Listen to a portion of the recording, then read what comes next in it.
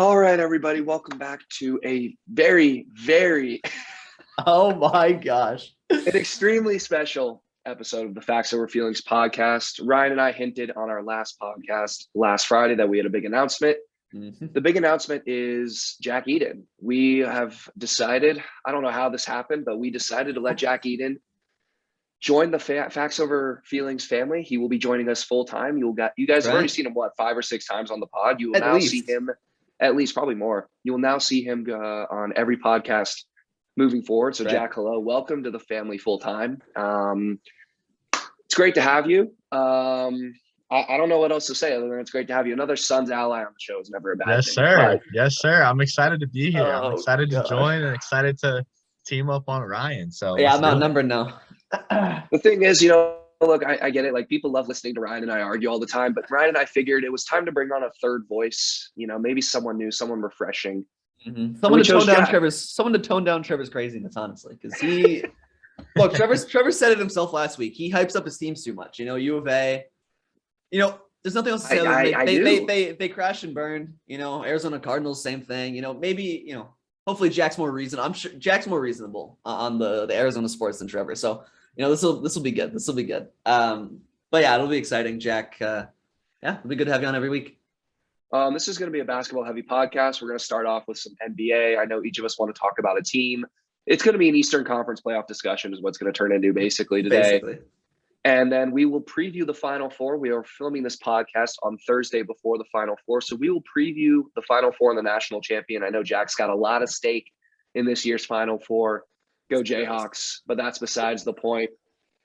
So you know what, Jack? Welcome to the podcast. Take it away. Which NBA team would you like to discuss today?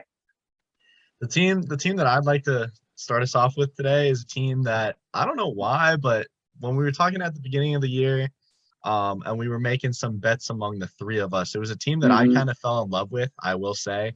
I think they have a lot of young talent and a lot of hype coming into the season. And I think that definitely kind of inflated my expectations, which is what led to our bet at the beginning of the year. But the team that I want to talk about is the Charlotte Hornets, and specifically their race into the 8-9 seed right now with the Brooklyn Nets. And, you look at the beginning of the season, Brooklyn with KD, Kyrie, they had Harden at the time. Now they have Ben Simmons. This is not a team that we would expect to be sitting in the position that they are right now, trying to fight for a play-in spot to ultimately have the opportunity to play to get into the playoffs. This is more the area of what we figured Charlotte would be, kind of bottom half of the playoff teams I'm so like NCAA focused. I almost said Big East in the Eastern Conference right there. So I think it's going to be really interesting coming down the stretch these last 5 or 6 games that each team has, and particularly for this reason. This past week, Charlotte went into Brooklyn and beat Brooklyn in their third meeting this season to give them a 2-1 advantage during the season series, which is big because that's the tiebreaker for that 8 spot if it comes down to a tie between Brooklyn and Charlotte. And as of now, Brooklyn is currently playing tonight against the Milwaukee Bucks, who again are at the top of the East, and it's going to be a difficult game for them to win. But Brooklyn currently sits at a half game ahead of Charlotte right now. And if you look, if Milwaukee's able to pull this one out on the road, you got 4 or 5 games left with them tied in the standings and Charlotte with the advantage. So I think that'd be really interesting. And I also think the difference between being the 8 spot and the 9 spot in the East is going to have huge implications for the opportunity to get a second game if you lose your first one, as well as home court advantage in that second game if necessary. So I just wanted to pass it over to you guys and see what you had to say about Charlotte. Ryan, you want to go ahead? Oh, you want me to go ahead? All right, I'll go ahead. Look, honestly, I'll talk about Charlotte in a second. I want to talk about just this playing situation because, look, let me be honest. As a Cavs fan, look, Trevor's going to say the Cavs fell off. Trevor's going to say the Cavs are a wash team. Trevor's going to say that we're just not good. But the reality is injuries caught up to this team, and I think that they'll probably fall to the 8 or the 9. And I think that leaves the window open for Charlotte and Brooklyn here, honestly. I expect Brooklyn to get the 7. I expect Brooklyn, even if they play Cleveland, Charlotte, on the off chance they play Atlanta, or Toronto. I expect them to win that game. Like they've got a fully healthy team outside of Ben Simmons, who like you can't even count on anyway. They have Kyrie playing home games now. I don't know. They have Seth Curry. They got obviously KD fully healthy. So I think that they'll easily walk into that 7 spot. In the 8 spot, honestly, it's going to be interesting. I'm not that confident in Charlotte. And Jack's a lot more confident than Trevor and I. And I don't want to speak for Trevor, but I know him and I weren't that high on them. And I think we were right, Trevor. They've really been like a middling team most of the year. I know they've gotten hot recently. Right, yeah. Jack. What is it, Jack? 7 of the last 8, 8 of the last 9, something like that. They've been pretty hot. 8-2 in their last 10 games, and they currently sit 2.5 back of Cleveland for the 7 spot right now. Yeah. So I mean, look, like they're getting hot at the right time, which is the opposite of the Cavaliers compared to everybody else. But they don't play defense. And that concerns me because and I know Trevor's going to highlight that too. And it's a thing because they give up 115 points a game, which is a lot, or almost 115 points a game. And, in the playoffs, when teams tighten up, especially on the offensive end, the floor kind of gets smaller. The team that doesn't have a good defense or even an average defense is probably going to get exposed and lose more times than not, at least in my opinion. So, and look at LaMelo Ball for an example. They take him out at the end of games because he's so unreliable on defense. And they'll do that when they play the timeout game more so, right? But when you're taking that's tough. It's just hard. When you're taking out your star, and you're having to play the timeout game because he's so unreliable on defense. At least I've seen that a handful of times. It just stuff like that's a little concerning to me. And they're a young team, so who knows? But I'd probably honestly take the Nets and the Hawks because they're the 2 more experienced teams here. I'd probably go with both of them to win these playing games. But look, Charlotte can make some noise. They're a young offensive team. If they can get a couple defensive players in the next few years, who knows? Maybe they'll be a 5 seed like Jack predicted at the start of the year. I think that's what you said, right? I think you said I said top 6. I didn't think they'd have to play in the play-in game. Yeah. But just to jump in there real quick, I think going back to the LaMelo Ball point, I understand that, but then you look at a team that you're really high on and a team that's been really successful this year in the Warriors. Steph Curry's not on the court defending when you're playing the timeout game like that. Do I think that? I mean, it's a little different there because they have guys like Draymond over there who are just so sharp defensively. Yep. Clay in the past is still kind of working back to that position. I think everything else that you make is a valid argument, though. This is a team that was in the play-in game last year and lost and is really inexperienced, but can they get hot? Are they able to go out against, it's a team that's been successful this year, like the Cavs or Brooklyn, or a team that hasn't been super successful this year, but has the playoff experience from last year in Atlanta. So it'll be interesting to see. I also think it's interesting that you think the Cavs are going to drop. Injuries just catch up with them. It's just hard to win. That's true. But they're up 2 games with, I believe, 5 or 6 left to play. And I never was looking at the 7 seed being a possibility. I'm kind of looking at it more from can they jump from 9 to 8? But we'll see. I agree with you, Jack. And Ryan, I know I'm down on your Cavaliers, and I have a right to be, but I think they will hold on to the 7 seed, right? And I think this Eastern Conference play-in is very interesting just because with Cleveland's debacle here over the last month, all 4 of those seeds are still in play. If Atlanta wins tonight, they get within a game of Cleveland.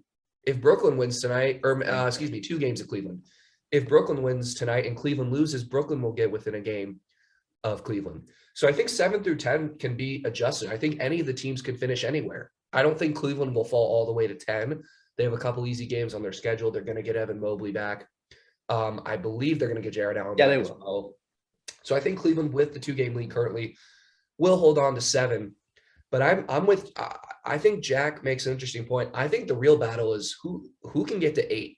Because if you're the 8 seed right now and you get a play-in game against a beat-up young Cleveland team, I think you're licking your chops. If you're Brooklyn, you're Atlanta, or you're Charlotte, you get that 8 seed, you get a weak Cleveland team, and even if you lose by chance to the Cleveland Cavaliers, you get a second shot, and it's a home game, right? Yeah. So I think the battle for that 8 seed is going to be very important. And let's not sleep on Atlanta, guys. I know all the talks about Brooklyn and Charlotte for the 8 spot. Atlanta wins tonight and Brooklyn loses, all three of those teams are 40-37 with 5 regular season games left. Right. Atlanta's playing really good ball right now down the stretch of the season. And obviously with their playoff experience from last year, Atlanta would be a scary team, in my opinion, to see in the play-in. Now, to talk about Charlotte specifically, I think you guys covered it well. Charlotte's a very exciting young team. LaMelo Ball's all over Bleacher Report, Overtime, ESPN.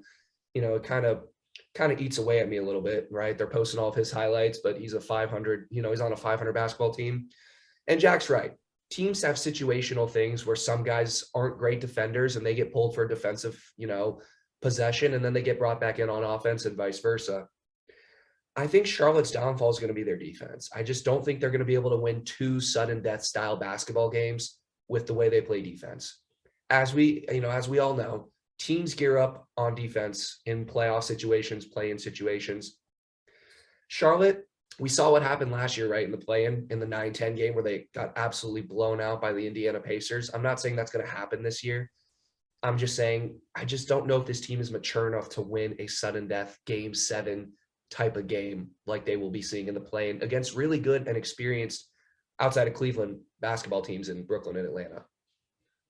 Yeah, one last thing to jump in on there is I'm kind of in the same boat as both of you in that 1 game scenario, and that's why I think it's uber important for them to get that 8 spot and give them that opportunity for a second chance. I think, in my opinion, if Brooklyn ends up as 8 or 7, you can automatically lock them into the playoff spot. They're not going to lose 2 of 2 games. Right. If they have to win, I guess, yeah, play the 7, 2 home games, right? Right. If they have to win 2 games, I think it becomes a lot more interesting, but I don't see them losing 2 of 2 games. So I would lock them in at that point, and that's why I think it's so important for a team like Charlotte to get to the 8 spot and give them at least that second chance, 1 chance against Brooklyn. Or 1 chance against a team not named Brooklyn. Yeah, I mean, look. Let me just say this: like, if the Cavs hold the 7, which again I don't think they will. Honestly, I think Brooklyn gets the 7, Cleveland gets the 8 or the 9. Honestly, like it just all depends on when the guys come back for Cleveland in the front court. But I'm not going to dive into that again.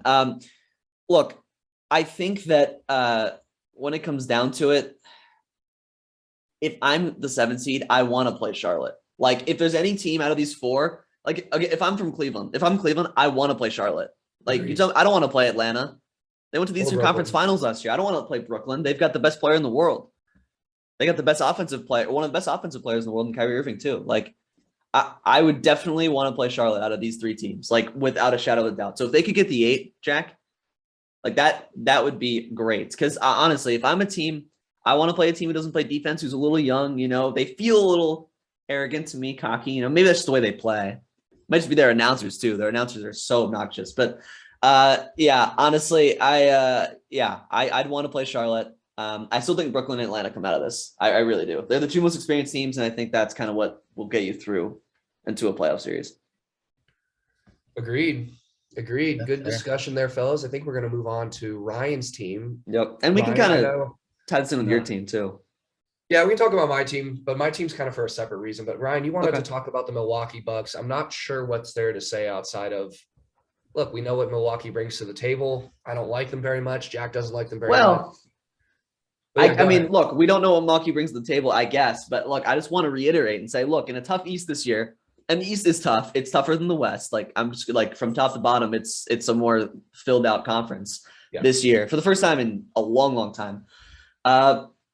The Bucks are the best team in the East. Like, it's just like, if it was up for dispute before, I don't think it's up for dispute now. Like, I don't know. Maybe it's just like I sat down and just watched one of the Bucks games, but every time I sit down and watch the Bucks, like, I just feel confident that they're going to like make the right play, like be clutch. Like, they always seem to hit the big shot. They always seem to make the defensive play. And like, it just appeared to me when I watched them in Philly come back from a double digit deficit in the second half to win, like against Embiid and Harden in Philly. Like, that's hard to do. That's tough to do. And Drew Holiday hitting dagger 3s, Chris Middleton hitting mid-range shots, Giannis, of course, doing his thing, getting to the basket in crunch time. The game-winning block on Embiid was from Giannis. Like, this team, I just wanted to bring them up because, like, if anyone had any doubt that they were the favorites in the East, like, I think that they should get rid of that because they are the favorites in the East. They're like they're the deepest team outside of maybe Brooklyn, but Brooklyn doesn't have the defense, in my opinion. And Giannis, I think he should be the second in MVP voting behind Jokic. Jokic should win it. Giannis should be second. When you outplay the other team's best player on their home floor, I don't know. I just saw it. And I'm like, man, he's more valuable than Embiid. Like, this guy's just so good. And yeah, I really like the Bucks. I know Trevor and Jack are afraid of them, especially Trevor. I know we've talked about it before. The Bucks are the Suns' kryptonite, maybe. I've said it. I think Trevor agrees in a sense. They're not our kryptonite, right? They beat us once in a playoff series. I think Milwaukee's just so dangerous because to me, they just feel really big and long at every position. And I just think that like wears you down. And we saw it last year in the finals with Drew Holiday picking up Chris Paul 94 feet. That might not look like much, but that disrupts the flow and timing of our offense when Chris Paul has to back up and stick his bum into Drew Holiday's midsection and dribble the ball backwards up the court because Holiday's being physical and sizing him up. I think the Bucks are going to come out of the East. I agree with you, Ryan. And I think the most important player for this Milwaukee, not the most important, but I think the X factor for the Bucks' success is Drew Holiday. The way he defends, and when he gets hot on offense, I remember watching them a couple weeks ago against my Phoenix Suns. Yes. When he hit like 5 threes in the fourth quarter. If he gets hot on offense, then that's when they become really, really, really hard to beat. Because you already have that dominant front court with Giannis, Middleton, and Brook Lopez and Bobby Portis and all those boys. But Drew Holiday is what really kind of glues this team together. He's the backcourt. He's the floor general. He's the defender. And he's kind of like the disruptor, but at the same time, the conductor, right? Because he's the point guard. So I think Drew Holiday is absolutely the X factor for this team. You know what you're going to get from Middleton. You know what you're going to get from Giannis. You know what you're going to get from their role players. And I agree with you also, Ryan. I think Giannis is a way more valuable player than Joel Embiid. It's hard because it's like Giannis has already won either 1 or 2 MVPs. I forgot. Yeah. So it's like, are we getting fatigued by – it's like the LeBron thing, right? Like, are we getting fatigued of having to vote LeBron MVP every year? Yeah. It's easily an 8 or 9 year period where you could have made LeBron MVP every year, and he probably should have been. Sure. So I don't think Giannis is going to win it this year just because of that fatigue factor from voters. But I agree. He is probably the most valuable player in the NBA, arguably. He is an elite player on both ends of the floor. He's a great leader, great person, just a great guy to have as your face of the franchise. And I don't know, I've said it a couple of times, but I'm not going to say Milwaukee's the Suns' kryptonite. I just think Milwaukee's a poor matchup for the Suns just because of how big they are and how skilled they are with the guys they have. But I think the Suns have addressed that issue very, sufficiently. Bringing in Biyombo, bringing in Geet, bringing back Torrey Craig. So I think the Suns are better built to beat a Milwaukee team this year, but undoubtedly I think Milwaukee is the best team in the Eastern Conference. Jack, any thoughts? Yeah, I mean, I agree with everything that you've said. If I had to pick a team to come out of the East, it'd have to be Milwaukee. And I just sit here and think, obviously Drew Holiday's been such a big part of their success. As you saw last year, they acquired him for the first year with the team, and they end up going and winning a title, largely in part due to him. And I'm trying to think with how tight the East is this year and how Milwaukee had really not been successful in the past before last season trying to come out of the East. I find it interesting if the playing field is as level as it is right now, does that change the fact that Milwaukee is automatically the team to come out of the East? And I go back and forth on this. Like if I had to bet, I would put my money on Milwaukee to come out of the East. But at the same time, I think you can look at it as maybe like 2 or 3 teams. And if you even expanded it, you could expand it to about 4 or 5 different teams that could, in theory, come out of the East. I guess. Depending on health, depending on matchups, depending on coaching, and so on. So I think it's just going to be really interesting to watch this Eastern Conference playoffs. But you get a team like Milwaukee who now is finally getting healthy. They haven't had Brook Lopez for a significant portion of the season. Yes. They haven't had Pat Connaughton since he broke his wrist or hand or something against the Phoenix Suns earlier this year. Yep. All those pieces are starting to come back into the fold. And now that they're healthy and getting this ramp up before the playoffs, I think they're definitely going to be a scary team come April, May, and June. Yeah, I mean, look, I don't have too much else to add. I agree with a lot of what you guys said, but other than, I just want to say, I'm glad you said Brook Lopez, Jack, because look, that guy, I think that guy is almost as much of an X factor and almost as important in terms of a role piece as Drew Holiday.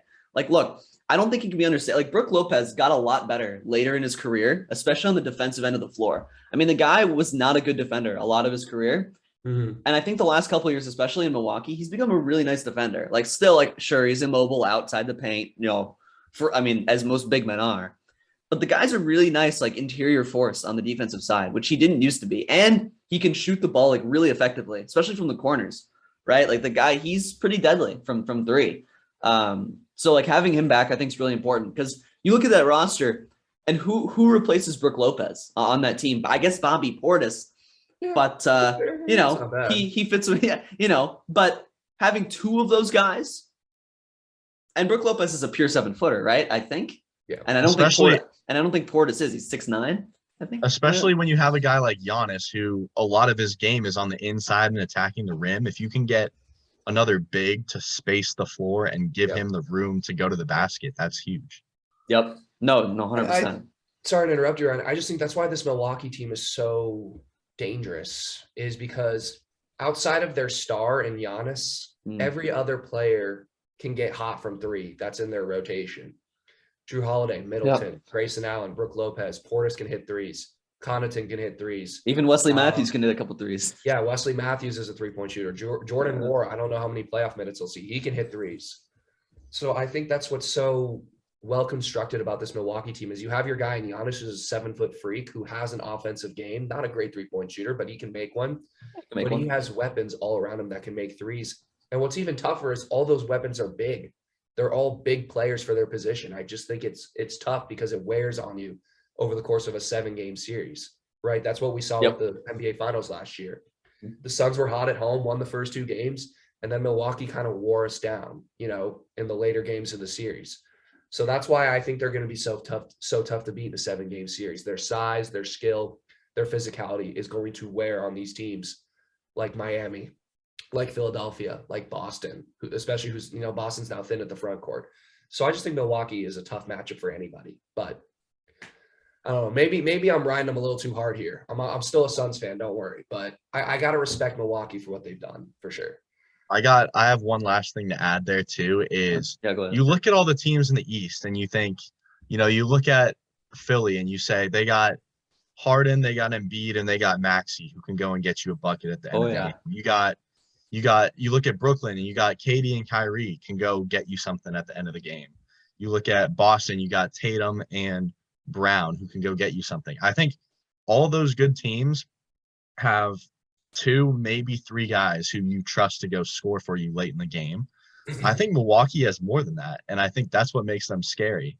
You obviously have the Drew Holiday, you have the Giannis and Middleton, but then maybe not necessarily go get you one, but if put in the position to make a shot, you got Brook Lopez, you got Bobby Portis, you got Grayson Allen, Connaughton. You have guys who are capable of making shots more so than the role players for those other teams. And that's what I think, especially spacing wise, if you can't leave those guys as much to go double the big guys down the stretch, then the big guys are just going to go dominate. So I think, again, to build on the point of how they're constructed, they've just done a great job there. And they're definitely a team that adding that onto their championship experience is scary.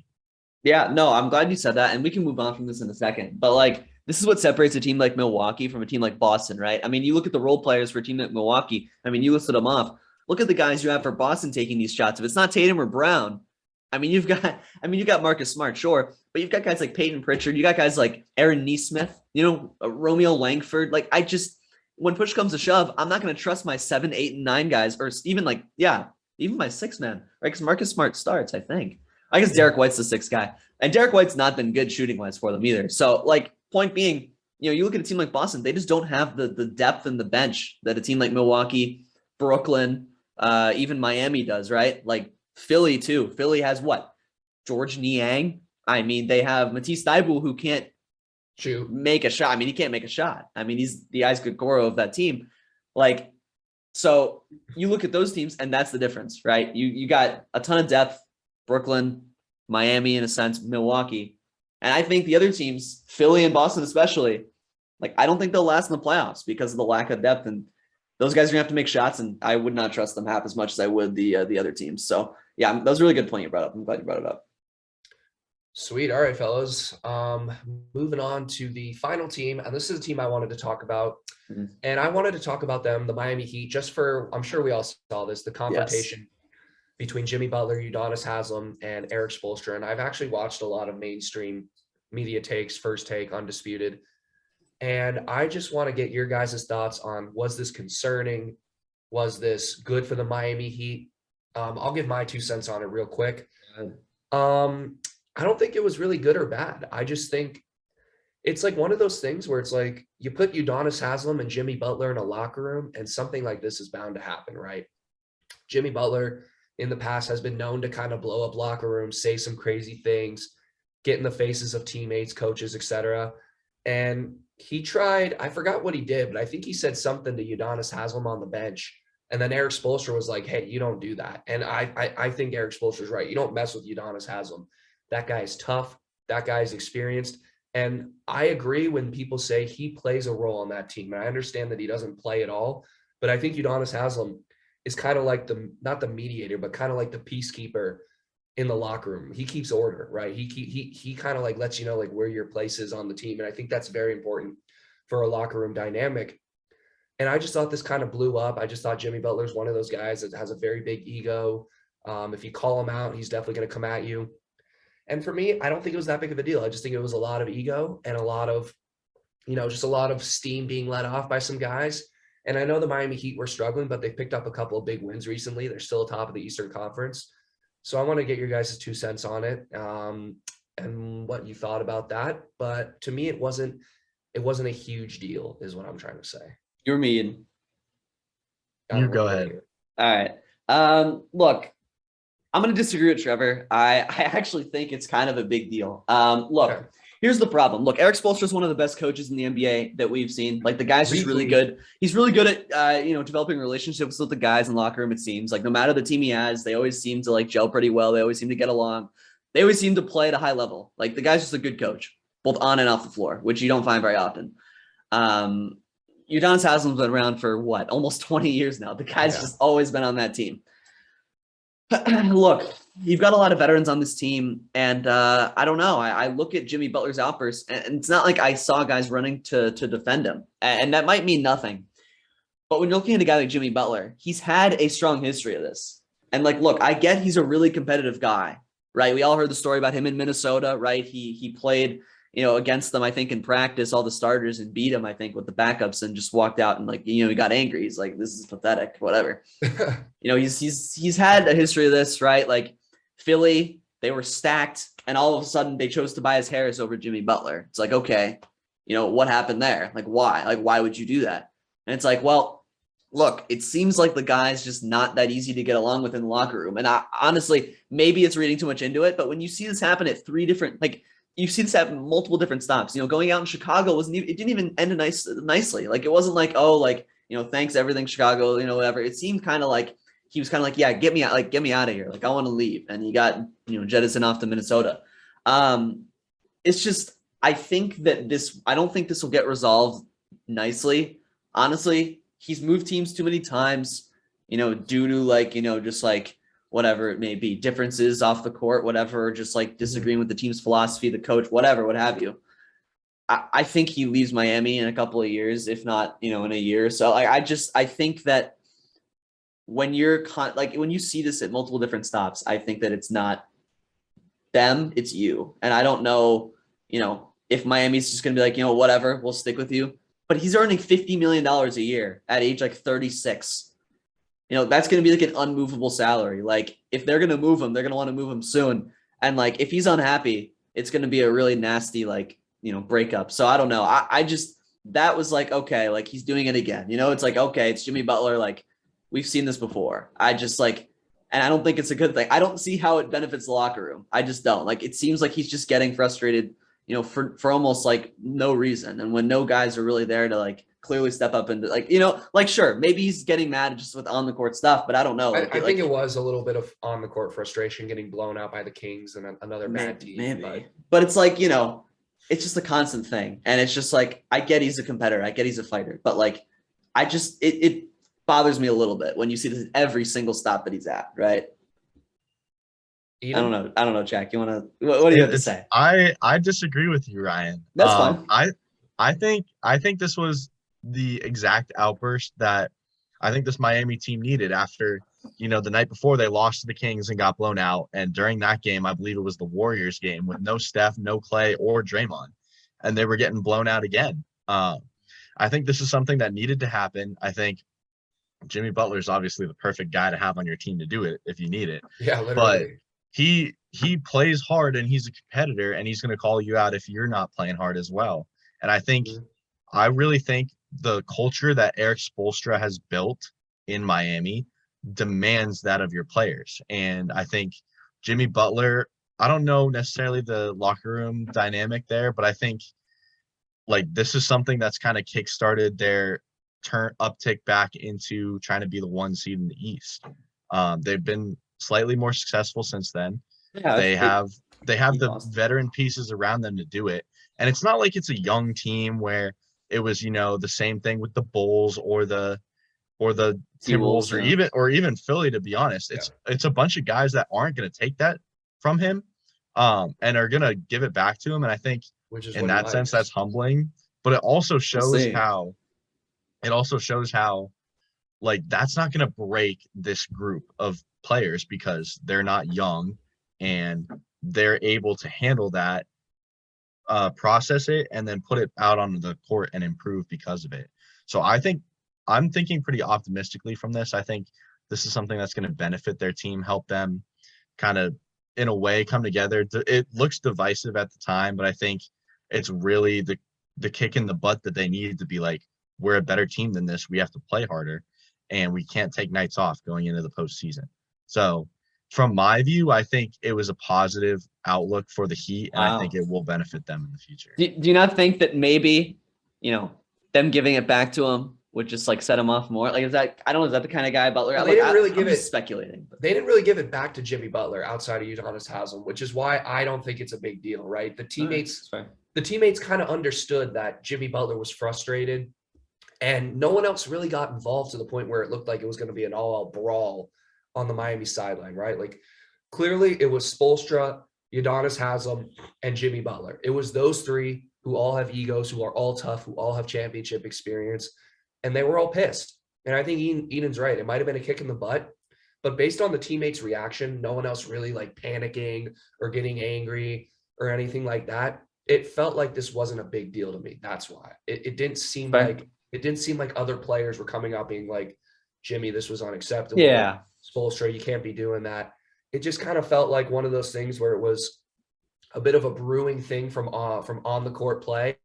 And Jimmy Butler's got a big mouth. He said something to Udonis Haslem. And look, Udonis Haslem isn't going to take shit from anybody, right? He is one of the toughest guys in the league. And clearly Eric Spoelstra has a lot of respect for Udonis Haslem because he spoke up on his behalf and was like, Jimmy, shut your mouth, or whatever he said. And that kind of brewed a little argument. So I'm more with Eden. I'm a little bit more neutral. I wouldn't say it's a great thing, but I think it's a neutral thing. But it might turn into being a good thing. I think you're right. They've played well the last couple games.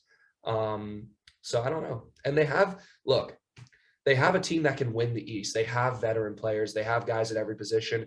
I think the one guy that really needs to step up is Kyle Lowry. I don't think they've gotten anywhere near the production, particularly on offense, that they thought they were going to get with Kyle Lowry, considering his salary, considering his time in Toronto. I think he really needs to step it up if this team wants to make a championship run. And I think I'd be a little more concerned if this was any other team than the Miami Heat. Fair. Just because I believe you saw from the bubble up until now, basically since Jimmy Butler's got there, and even before, I think a big reason why Jimmy picked the Miami Heat in free agency is because they have the culture that he likes. Yes. So that's why I'm not necessarily worried, more because of what the Heat organization has been over the past 10 years. Stability, right? Yeah. Yes. No, I mean, that's a good point. And look, yeah, I'm probably just reading too much into it. But yeah, I'm glad we talked about it. But by the way, before we move on to college basketball, can I just say, apparently Trae Young had a non-contact leg injury. So can we all agree if he is out for the year, the Hawks just aren't a threat, right? They won't. A non-contact leg injury just now? Yeah, apparently. So I just want they wouldn't be a threat to win a play-in, right? Or two if there's no Trae, right? Yeah. Not without him. All right. All right, that's what I thought, but I just wanted to see. All right, well, look, we can move on, talk about some March Madness here, unless you guys have any final thoughts on anything here. But yeah, if not, we can move on to some March Madness. And I know Trevor's really excited. Listen, real quick. What? Jay Crowder is our Jimmy Butler. He's tough. He doesn't take anything from anybody. And I love that he was chirping Draymond Green last night. I had to throw that in there. I think Draymond was chirping Jay Crowder more effectively. It was going both ways. Hey, let me just say, hey, he tried twice. Funny. He tried twice. He failed twice, baby. Yes, sir. I thought it was funny when Draymond said you choked 2 times. And we're talking about the biggest loss in NBA Finals history. Yeah, wait, on the what? Other the side 3-1 when you're 73-9? I thought that was funny. That made me laugh. Okay. But anyways. Look, Trevor never ceases to bring up Jay Crowder. 3-1 as a 73-win team, and then you got to go beg Kevin Durant to be a part of your team so that you can beat the GOAT, LeBron James. That is pathetic in a nutshell. Okay. But go ahead, Ryan. Sorry. Okay. Yeah, look, we can move on. You have to go to Durant's house in the Hamptons in New York and beg him to come to your organization. But go ahead. Oh, my gosh. Look, we can move on from this Jay Crowder talk. I've had enough of this. I'm sure everyone else has had enough of this. No one wants to talk about frontrunner Jay Crowder. Look, we can talk about some college basketball here. Look, Jack's team, the Villanova Wildcats. That's a sick jersey, Jack. That's a really sick jersey. They're in the Final Four. They're in the Final Four along with 3 other teams, that being the Duke Blue Devils, the North Carolina Tar Heels, and the Kansas Jayhawks. We got the 4 staples of college basketball when we were growing up. Like, honestly, right? You got these 4 teams, then you had Georgetown and Louisville. I mean, these are like 4 of the main 6 teams that were really good in our when we were growing up. So this is kind of cool to see, right? So this is kind of a crazy Final Four. But look, I don't know if either of you want to get off and get started and kind of talk about any of these Sweet 16, Elite 8 games. I'm sure Trevor's really excited to talk about some of these games. I know Jack is, but one of you go ahead. Who wants to talk about a game, talk about a team? I don't know. Give me something. I'll get my grievances out of the way. I kind of did on the last podcast. You did a little bit. And I told Ryan, I get too high on my teams. I came out on this March Madness special a couple weeks ago, and I said, U of A is winning it all. I said, no one's seen passing, size, fluidity, offense like my U of A Wildcats. And we ran into a defensive juggernaut in Houston. Credit to them. Great game. And then Houston forgot how to shoot basketballs in the Elite 8 game. All right. 1 for 20 from 3. And look, Eden, I got a back and forth. And sometimes in college basketball, it's better to be lucky than good. And I think neither Villanova nor Houston were good in that Elite 8 game. If you put me out there, I will shoot better than 1 for 20 from 3. I guarantee it. I would bet my life on it that I would make 2 for 20 or 2 for 21 from 3. So Houston for having the worst shooting game in however many years and letting Villanova get a free pass to the Final Four. By the way, Villanova, 15 seed, 7 seed, 11 seed, 5 seed that forgot how to play basketball. I don't want to be too biased because I'm sounding a little biased. Look, you got to the Final Four, all the credit to you. But like I said, sometimes in college basketball, you got to get a little lucky to win the dance. It's hard to win 6 games in a row. And I think Villanova's gotten a little lucky this tournament. But with that being said, so have other teams. Kansas had a walk in the park to the Final Four. They didn't have to play anybody. North Carolina, give North Carolina credit. They might have had the toughest path, beating Baylor, UCLA, and then, St. Peter's, the toughie. St. Peter's. Yeah. I think everybody wanted St. Peter's to win that game, but give North Carolina credit. They came out, they did not play around, and they really shut down St. Peter's from the jump. And excuse me, wow, I'm a little sick. My national champion of this year came out of the West region and the Duke Blue Devils. The Duke Blue Devils are playing really, really good basketball right now. I think they get their revenge against UNC Saturday night, and I think they beat Kansas in the national title game on Monday. No disrespect to Nova, Jack. I know I'm sounding a little harsh, but you're missing who Justin Moore, I believe, is not going to play. Yep. Kansas is not that great. I still think Villanova can win that game, but I think Duke has the most talent left of these 4 teams, and I think Duke just kind of has the magic of Coach K's final season with them. I just think it's kind of like a locker room morale lifter, and I got the Duke Blue Devils cutting down the nets on Monday. Interesting. Jack?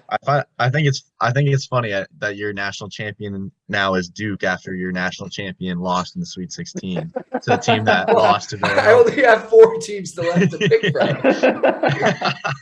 No, I just thought that was funny. But you talk about luck that Villanova went through against Houston, and I just wanted to bring up some numbers. I'm not going to walk through every single game, Okay. but I'm going to walk through. Basically, this sample set is the last 7 games, and the reason I took that is because that's postseason basketball. From the start of the Big East tournament all the way through to now. We played St. John's, UConn, Creighton, Delaware, Ohio State, Michigan, and Houston. And in those 7 games, teams have shot a combined 38% from the field and 21% from 3 against Villanova in those 7 games. So is that the 30% and the 5% that Houston shot? No. But I think those numbers are a clear indicator that this Villanova team knows how to lock down and play defense when they need to, especially down the stretch. And if Houston shoots 21% from 3, Houston's in the Final Four right now. True or false? We don't know that. Okay. Did they question, shoot 21? Right? I mean, it's a fair argument, but I think the other thing with that is Villanova controlled that entire game. And maybe that was because Houston wasn't making shots. But the majority of those 20 shots, not all of them, they definitely missed a couple open looks. But the 2 or 3 open looks that they missed, they weren't getting a lot, is my point. Villanova is making you work for it. And I think the other thing that it doesn't show up on the stat sheet, but this is the reason why Villanova is so successful on the defensive end, is because they play at one of the slowest paces in the country. Mm-hmm. And what that does is it slows teams down, it gets them out of their rhythm. And by not playing in transition, you're not getting the easy shots that inflate those field goal percentages. And I think the reason Villanova's defense is so successful is because their offense takes about, I think the stat was their average time of possession is 19 seconds into the shot clock, which is far and away the greatest in the tournament. But also they know how to wear you down offensively. And then when it comes to the defensive end, when you're on offense, you struggle because you're defending Villanova for 20 seconds of time, 20 seconds of possession. So I just wanted to throw those numbers out. Not to say that we didn't get a little lucky because Houston didn't shoot well, but Villanova didn't shoot well either. And I think that's been kind of the emphasis of this team down the stretch is we win games ugly. And I think that's our identity is we win ugly. And in order to win the Final Four and win the national championship this year, we have to do that same thing, especially considering we're only going to be playing 5 guys really down the stretch without Justin Moore, who tore his Achilles, with 35 seconds from the Final Four. How terrible is that? And then without Jordan Longino as well, who tore his meniscus towards the right at the beginning of the tournament. But also one other thing that I wanted to say with that is this Villanova team knows how to finish games. And the thing that I wanted to point to in 4 of their games, Ohio State, they were up big. Ohio State cuts it to 60-58 with 4 minutes left. They end up winning that game 71-61. Houston cuts the game to 42-40. They end up winning that game 50-44. Michigan cuts it to 54-40. They end up winning 63-55. And then in the Big East Championship as well, Creighton was beating them 39-43, and they end up coming back and winning that game 54-48. So once it comes to the last 6, 5, 4 minutes of a game, if it's tight, this championship experienced team, this older team led by super seniors Jermaine Samuels and Colin Gillespie, they know how to get it done, and that's the Villanova way. So I'm going to be very curious to see what happens in this Kansas game. I'm not saying that we're going to win, but it's going to be really interesting because Villanova playing at one of the slowest paces in the country. Kansas's bread and butter is scoring 70 points a game by getting out and running in transition. So it's going to be interesting to see which methodology dictates how that game goes. And I think whichever way it does is going to be the team that ends up winning. But Villanova is going to have to get some big minutes from Chris Arcidiacono and Brian Antoine, who really haven't played much this season, just to keep them alive. And they have to stay out of foul trouble. If they don't do either of those 2 things well, they're going to lose this game. So Great I mean, analysis. Jack, analysis. who Who's going to win? Is Nova going to win it all? Are you betting against Villanova? I would love to say that, and I think I would confidently say that if Justin was still healthy. I think I would. That big of a piece. I don't think Kansas is that great outside of the second half against Miami. They played two Big East teams very close in the tournament. They beat Creighton by, I think, 3 or 4, and then beat Providence by about 5 or 6.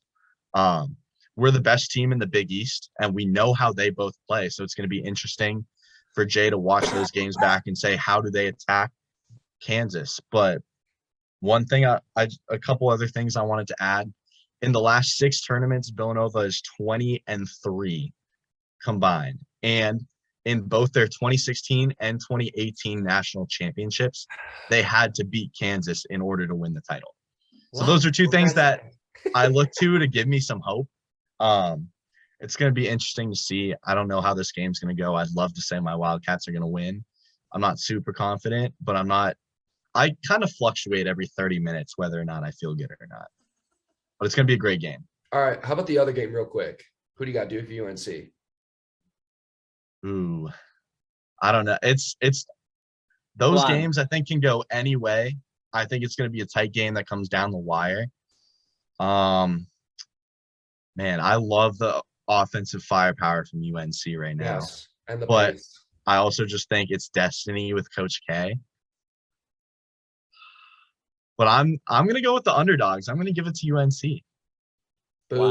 Wow. He just wants Villanova to win. That's why. True. Let me just say. And then it's a rematch of the 2016 national championship. What a great game. And this time UNC will get the upper hand. Yeah. All right, Ryan, let's hear your useless analysis. Come on. Look, let me just let me talk about a couple of things here. Seton Hall gave a lot of teams a lot of trouble this tournament. I know that, right, Ryan? Seton Hall. U of A really pushed hard to the championship game, didn't they? They went really far. I do want to say one more point. I know I've said this to you, but I want to say this to our viewers too. 2 weeks ago, if you go back and watch the podcast, I did call both Miami to beat Auburn in the second round and not even make the second weekend, and Houston to beat U of A. So I just wanted to tell you both that I told you. And while we're patting ourselves on the back, I said that Arkansas was the most dangerous SEC team, and y'all laughed at me. So I'm kind of glad that. But I was right about that. But if I recall, they were not any of the 3 SEC teams that you picked in your Final Four. True. Well, Arkansas didn't make the Final Four, did they? Okay, wait, so no, I was right. Wait, Jack. He had Alabama coming out of that region in his Final Four. Wow. Well, I mean, Javon Quinerly. It's not my fault. Their best player got hurt. Yeah. Anyway, look, that's neither here nor there. It's okay. Ryan. Look, that's neither here nor there. Let me talk about this Houston team. Look, what you both said is true to a degree. Look, Villanova did get a little lucky, but also a lot of it and most of it is because of Villanova's, presence just throughout the entire game and their defense, right? I mean, it's true. Look, they dictate the pace of the game. They have the best coach in probably all of basketball. Second. Coach K, but he's second, Jay Wright. Look, when it comes to game planning, come on. Right now, look, I don't think so. I think you're wrong. The last 6 years. Yeah, I think a lot of the reason we think Coach K is the best coach is because he's been around for forever. Look, Jay Wright, I think. All right, right if we're now, talking is about the the best last coach 5 in years, college basketball. yeah, maybe it's Jay true. Wright. But... Yeah, so I'm talking about right now. I'm not talking about 2010. I'm not talking about 2000. I'm talking about this year. Jay Wright's probably the best coach, and Villanova's probably the most well-coached team in college basketball. Right? And you can see that on the court. Like, they're always prepared. They're not the most talented. We've said it, Trevor. We've said it multiple times, you and I. And Jack's admitted it too. They're not the most talented team, but they win ugly. And the way you win ugly is by forcing the game to become ugly, right? And how do you do that? You do that with defense and coaching. And that's what they are, and that's what they tend to always do. Yeah, so... I think a lot of it was because of what they actually do. And, but there was some degree of luck, right? Shooting 5%. I mean, wow. 5% is just not going to happen. We've reduced Villanova to a women's college basketball team. Fundamentals, ball handling, defense, layups. Hey, Jack, you're in the Final Four and he's not. So, That's very true. I'm bitter. If that's what it takes to get to the Final Four and we do it better than everyone else, then so be it.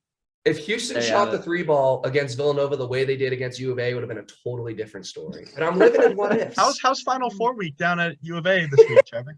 Hey, we got a spring football game coming up. We got a the winless Pac-12 team's playing. Oh. Hey, they lost to NAU. That was really good. 1-11 last year. We're coming back. Oh man. Yeah. All I know is Trevor told me that the streets were empty. The cops were prepared for a lot of flooding of the streets, a lot of crazy stuff going on, but U of A lost. Everyone just the went streets home. were empty. Everyone just went home after the game. I'm sure that didn't happen over at Villanova's campus, I'll tell you that. So look, at the end of the day, it was a combination of both of those things. I don't really see Villanova's a hard team to predict that they'll win it all. Because other teams are more talented. Other teams have the potential to be better. Deeper. And it's just hard. Hey, listen, it's tough to bet against coaching and defense in college basketball. True, but it's just hard to bet against a lot of these other teams too that are also full of defense and talent too, right? So for me, look, if Villanova can establish themselves, they're going to beat Kansas, right? If Kansas can generate some turnovers, get out in transition, fluster Villanova, which probably won't happen, but if they can, they'll probably win this game fairly, handily. I think Kansas is really experienced. They're very well coached as well. It's hard. It's such a toss-up. I'm going to go Duke in the other game just because they're playing well right now. And like I said, it's up to AJ Griffin, and AJ Griffin, I think, played well against Arkansas. He's playing decently enough. He's not taking a lot of shots, but he's playing pretty well. Banchero's playing very well. I didn't expect that. He's actually having a really good tournament. So, I can't really bet against a team like Duke. They've got that magic with Coach K in his final year, and UNC's not that talented. They think they've outshined, their capability, really. They had a really easy Elite Eight game because St. Peter's just, got tired and couldn't show up again. UNC will make it close, but I think Duke wins that game. With Villanova and Kansas, it's so hard. I want to say Kansas, but and I think Kansas is more I know they're more talented, but I'm not betting against Villanova again. And this reminds me of last year when I kept betting against the Suns and I kept getting it wrong. And I went with them in the finals and they lost. I feel like this is how this is gonna go. Ryan's literally the jinx. But I can't go against the Ryan guarantee.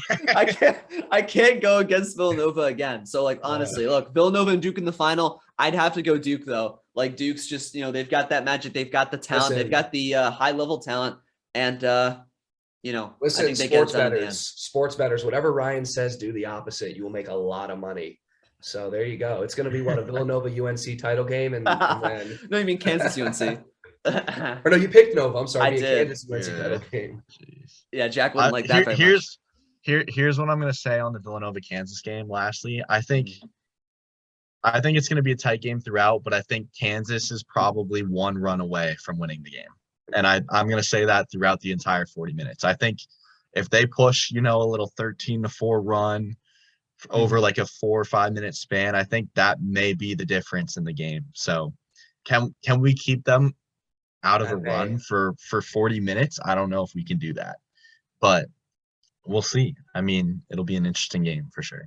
In all seriousness, I was just giving Jack a lot of crap. I got to give Villanova a lot of credit, because at the end of the day, it's not luck when you get to the Final Four. Maybe you catch a team on an off day, but you earned your way to the Final Four. You've had to win 4 tough basketball games against 4 good basketball teams. And at the end of the day, all 4 of these teams deserve the right to play for a national championship. And let's play basketball. We got 3 games left to decide a winner. Jack's going to be watching very closely at 6:09 Eastern time on Saturday. I'll be watching as well. I'll be cheering against him the whole time, but that's okay. A little friendly competition. If they ever cut to the Finneran Pavilion, look for me there, because that's where I'll be watching the game with the rest of the Ryan, student. I know the SMU NIT run didn't go as long as you would have hoped for, but that's okay. There's always next season. You're really or gonna call it. Look, run. SMU's basketball team is going to be not good for a long time. Our coach retired because our best 5 players all graduated. So, we're not going to have really anything going for us going forward here. We hired the Georgia State coach, the guy who led them and almost beat Gonzaga for a little bit. So, hey, who knows? But, when your best 4 players leave and, you're an NIT team, it's going to be tough. So, look, we'll see. All right. It's going to listen, Ryan, Jack. I wanted to conclude this podcast with how we usually conclude podcasts on here. Oh, and in honor of Jack's first time being on the pod for a full-time, episode, I wanted to conclude with a little Suns discussion, just because it brings joy to all of our hearts to talk about the Phoenix Suns, a tough, gritty win last night at Golden State. Eden, you got anything to say about the Suns before we cut this one off? I'm trying to I love the win. I think it was a big win for us, especially without Steph. I think that's a game that A, we needed to win, and B, being 1-2 against them this year.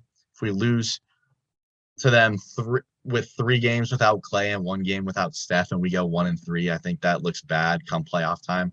So I think it was a big win to boost our morale, get us to 2-2, while also tying the all-time Phoenix Suns season wins in a season. I think that was a statement win to do it against a good team like that. Shout out Chris Paul as well. Chris Paul was just named to President Joe Biden's board or advisory board for historically Black colleges and universities. So shout out to CP3 being that guy on and off the court. Ryan, anything to say about the Suns? I know it's such a joyous subject for you. It almost makes me disgusted at this point how we talk about the Suns every single week. Look, there's not anything to talk about. All people need to know is this. The Suns are a good regular season team.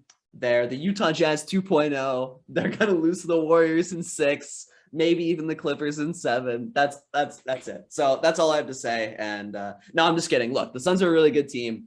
They're probably, if I'm being honest, the favorites in the West right now. Like, honestly, depending on the health of Steph Curry, I would take the Warriors over them. But like, I need to see how he looks first. Like, depends on when he comes back, how soon he comes back, if he can shake off the rust and find his shot. If he's rusty, the Suns are the favorites. If he's hitting his shots like almost normal or normal Steph, the Warriors are probably the slight favorites. But it's the Suns or the Warriors for me still. It really is. The Clippers can make a push. The Clippers can make it tough on either of these teams. The Clippers can beat anyone except for Golden State and Phoenix in a 7-game series, and they'll make it hard on both of those teams. But I don't think they can win the West. The Suns are the best team in the West unless Steph is fully healthy and ready to go for the Warriors. You heard it here first, everyone. If Steph's healthy, put your money on the Suns. There you go. Straight from Ryan. I thought you were going to back me up here and say that. After the Suns beat the Warriors, money against you. Look, I'm not saying this is going to happen, but in one future that Doctor Strange foresees, the Suns beat the Warriors in 5, and we come back on this podcast and we go, Ryan, how did that healthy Steph Warriors prediction look? Kind of like last year with the Nuggets in 6 prediction. When the question, I'd say the Warriors are a little better than the Nuggets. I'll just put it that way. Question, will it be in the semis, the Western semis, or the Western Conference Finals? Good question. I would hope the Western Conference Finals, but me too. I would just be more fun. I hope that Golden State can figure it out and get back to 3. But Dallas is playing good, and I think Dallas holds the tiebreaker. So Golden State falling to 4 is very reasonable at this point, especially since Steph is going to be out. So yeah, we'll see what happens. All I know is Utah will lose again because that's what they always do. So that's the one certainty in the Western Conference. And we'll see what happens with the Suns. Yeah. I got one last Villanova point to make before we end the podcast. I think, it's great to be in the Final Four. I definitely don't take it for granted. It's been a fun week on campus. I've never been alive for this. Can I get it once, please? Me neither, yeah. But I look back to the last 2 seasons when, my freshman year when we finished 8th in the country in the last AP poll and the tournament was canceled due to COVID. And then last year we ended up making the tournament, but we lose our best player, Colin Gillespie, on senior day, and we have to go into the tournament, albeit we still have success without him. But our seed drops. We end up playing Baylor in the Sweet 16 because we don't have him there. And I look at this team that's in the Final Four, and I look back at those last 2 years. And over these 3 years, I think this has been our least talented college basketball team on campus at Villanova. So I'm just a little bit frustrated that this is our least talented team, and we're still in the Final Four and playing for a national championship. It just makes me think what the last 2 years could have been. But at the same time, I'm excited for what this weekend has to hold. I thought about going to New Orleans. I did get a ticket, but I decided not to, and I want to stay on campus and be here. So it'll be a good time either way. And I just wanted to want throw that in there. I want Kyler Murray to be an adult and a Suns title, but we can't get everything we want in life, Jack. It's okay. You know, we got to sacrifice something. So, man. But with that being said, boys, this was a fantastic first podcast. I shouldn't say first podcast, but a fantastic first official podcast. Yeah, of course. Love Jack, it. thank you. Ryan, thank you. Good stuff today, boys.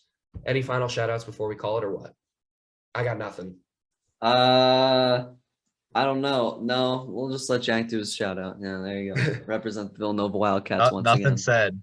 Attitude, baby. That's all we need. Attitude.